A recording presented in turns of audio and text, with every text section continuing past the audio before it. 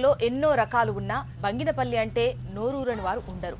ఇంతకీ ఈ బంగినపల్లి మామిడి ఎక్కడ పుట్టిందో తెలుసా? బంగినపల్లి బేనిషా పేరు ఎలా వచ్చింది?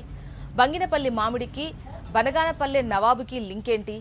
రుచిలో మేటైన బంగినపల్లి మామిడి ఘన చరిత్ర ఏంటి? ఇవన్నీ తెలియాలి అంటే ఓసారి కర్నూలు వెళ్లాల్సిందే.